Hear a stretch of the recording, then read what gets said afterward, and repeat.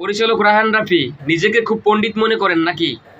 একসময় শাকিব খানের চেয়ার থাকবে না বলে বিভিন্ন ধরনের হুমকি ধুমকি দিয়ে আসছিলেন, পরে আবার শাকিব খানকে নিয়ে আপনি সিনেমা করতেছেন। আপনাকে কয়েকটা কথা বলতে চাই।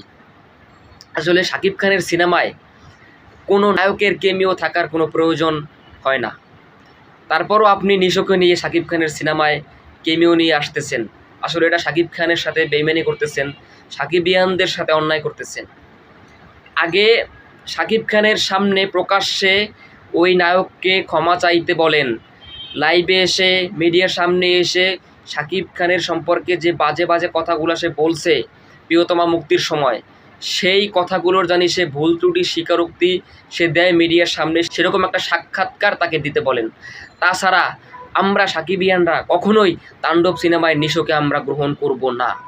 সাকিবিয়ানরা যারা আছেন তারা আওয়াজ তোলেন, কারণ এই পরিচালক রায়হান রাফি তলে তলে শাকিব খানকে নিয়ে অনেক বড় ধরনের ষড়যন্ত্রের সাথে মনে হয় লিপ্ত হচ্ছে। কারণ আমার মনে হয় রায়হান রাফি যেহেতু এই নিশোকে তাণ্ডব সিনেমায় কেমিও হিসেবে রাখতেছে, আমার মনে হয় শাকিব খানের পরে রায়হান রাফি নিশোকে নিয়ে নেক্সট কোনো সিনেমার শুটিং শুরু করবেন। সেই সিনেমারই কোনো কেমিও চরিত্র হয়তো বা মনে হয় তাণ্ডবে রাখবেন।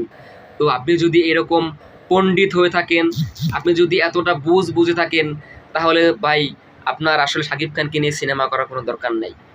সাকিবিয়ানরা যারা আছেন আওয়াজ তোলেন।